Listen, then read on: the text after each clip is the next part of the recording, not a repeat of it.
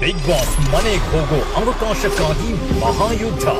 ಯಾರನ್ನ ಇಂಪ್ರೆಸ್ ಮಾಡಕ್ ಬಂದಿಲ್ಲ, ನಾನು ಹಿಂಗೆ ಇರೋದು, ಹಿಂಗೆ ಹೋಗೋದು. ಆಗಲ್ಲ ಅಂದ್ರೆ ಹೋಗ್ತಾ ಇರೋ ಅಗ್ನಿ ಪರೀಕ್ಷೆ ಇದೆ ಭಾನುವಾರ ರಾತ್ರಿ 9 ಗಂಟೆಗೆ. ಸೋಮವಾರದಿಂದ ಬಿಗ್ ಬಾಸ್ ಅಂದರೆ ಬರೀ ಒಂದು ಆಟ ಅಲ್ಲ. ಇಲ್ಲಿ ಪ್ರತಿಯೊಂದು ಹೆಜ್ಜೆಯೂ ಪರೀಕ್ಷೆ, ಪ್ರತಿಯೊಂದು ನಿರ್ಧಾರವು ಭವಿಷ್ಯವನ್ನೇ ಬದಲಿಸಬಹುದು. ಇದೀಗ ಮತ್ತೊಮ್ಮೆ ಶುರುವಾಗ್ತಾ ಇದೆ ಕನ್ನಡಿಗರ ಫೇವರೆಟ್ ರಿಯಾಲಿಟಿ ಶೋ. ಆದರೆ ಈ ಬಾರಿ ಆಟ ಶುರುವಾಗೋದು ಬಿಗ್ ಬಾಸ್ ಮನೆಯೊಳಗೆ ಅಲ್ಲ, ಮನೆಯ ಬಾಗಿಲಿಗಿಂತ ಮುಂಚೆಯೇ ಶುರುವಾಗ್ತಾ ಇದೆ ಅಗ್ನಿ ಪರೀಕ್ಷೆ. ಹೆಸರೇ ಹೇಳುವಂತೆ ಇದು ದೊಡ್ಡ ಅಗ್ನಿ ಪರೀಕ್ಷೆ. ಬಿಗ್ ಬಾಸ್ ಮನೆಗೆ ಎಂಟ್ರಿ ಕೊಡಬೇಕು ಅಂದರೆ ಮೊದಲು ಈ ಅಗ್ನಿ ಪರೀಕ್ಷೆಯನ್ನು ಎದುರಿಸಬೇಕು.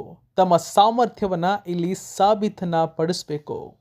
ದೈಹಿಕ ಶಕ್ತಿ ಇರಬೇಕು, ಮಾನಸಿಕ ಸ್ಥೈರ್ಯ ಇರಬೇಕು, ಒತ್ತಡದ ನಡುವೆಯೂ ಸರಿಯಾದ ನಿರ್ಧಾರ ತೆಗೆದುಕೊಳ್ಳುವ ಸಾಮರ್ಥ್ಯ ಇರಬೇಕು. ಯಾಕಂದರೆ ಇಲ್ಲಿ ಒಂದು ಸಣ್ಣ ತಪ್ಪು ದೊಡ್ಡ ಪರಿಣಾಮಕ್ಕೆ ಕಾರಣವಾಗಬಹುದು. ಈ ಬಾರಿ ಅಗ್ನಿ ಪರೀಕ್ಷೆಯಲ್ಲಿ ಯಾರು ಗೆಲ್ಲುತ್ತಾರೆ, ಯಾರು ಮೊದಲ ಹೆಜ್ಜೆಯಲ್ಲೇ ಎಡುತ್ತಾರೆ, ಯಾರು ತಮ್ಮ ಆಟದಿಂದ ಎಲ್ಲರ ಗಮನ ಸೆಳೆಯುತ್ತಾರೆ ಮತ್ತು ಮುಖ್ಯವಾಗಿ ಬಿಗ್ ಬಾಸ್ ಮನೆಗೆ ಹೋಗುವ ಮುನ್ನವೇ ಯಾರು ತಮ್ಮನ್ನು ತಾವು ಸಾಬೀತುಪಡಿಸ್ತಾರೆ. ಒಂದೆಡೆ ಕನಸು, ಮತ್ತೊಂದೆಡೆ ಸ್ಪರ್ಧೆ, ನಡುವೆ ಪರೀಕ್ಷೆ. ಇಲ್ಲಿ ಹೆಸರು ಮುಖ್ಯವಲ್ಲ, ನಿಮ್ಮ ಆಟವೇ ನಿಮ್ಮ ಪರಿಚಯ. ಹಾಗಾದರೆ ಈ ಬಾರಿಯ ಬಿಗ್ ಬಾಸ್ ಎಷ್ಟು ವಿಭಿನ್ನ? ಅಗ್ನಿ ಪರೀಕ್ಷೆಯ ಮೂಲಕ ಯಾರು ಮನೆಯೊಳಗೆ ಎಂಟ್ರಿ ಕೊಟ್ಟರು, ಯಾರು ಗೆದ್ದರು, ಯಾರು ಸೋತರು? ಈಗಾಗಲೇ ಅಗ್ನಿ ಪರೀಕ್ಷೆಯ ಜಡ್ಜಸ್ಗಳನ್ನು ಕಲರ್ಸ್ ಕನ್ನಡ ರಿವೀಲ್ ಮಾಡಿದ್ದಾಗಿದೆ. ಈ ಜಡ್ಜಸ್ಗಳ ಮುಂದೆ ಜನಸಾಮಾನ್ಯರು ಅವರನ್ನು ಮೆಚ್ಚಿಸಬೇಕು.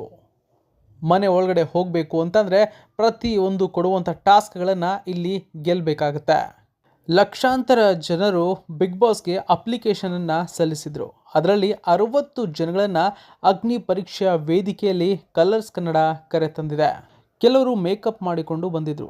ಆದರೆ ಜಡ್ಜ್ಗಳು ಕೊಟ್ಟಂಥ ಟಾಸ್ಕ್ ನೀನು ಸಗಣಿಯನ್ನು ಹಚ್ಚಿಕೊಳ್ಳಬೇಕು ಎಂಬುದು.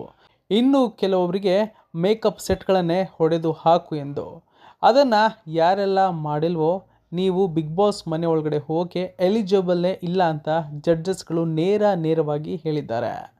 ಮತ್ತೊಂದು ಕಡೆ ಗಿನ್ನಿಸ್ ದಾಖಲೆಯನ್ನು ಮಾಡಿದಂಥ ಹುಡುಗ ಕೂಡ ಬಿಗ್ ಬಾಸ್ ಅಗ್ನಿ ಪರೀಕ್ಷೆ ಎದುರಿಸೋಕೆ ಬಂದಿದ್ದರು.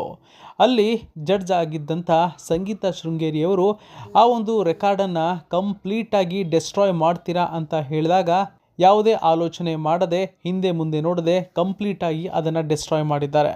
ಇನ್ಸ್ಟಾಗ್ರಾಮ್ ಇನ್ಫ್ಲೂಯೆನ್ಸರ್ ಅಮುಕು ಡುಮುಕು ಮಂಜೂರವರು ಕೂಡ ಈ ಅಗ್ನಿ ಪರೀಕ್ಷೆಯಲ್ಲಿ ಕಾಣಿಸಿಕೊಂಡಿದ್ದರು.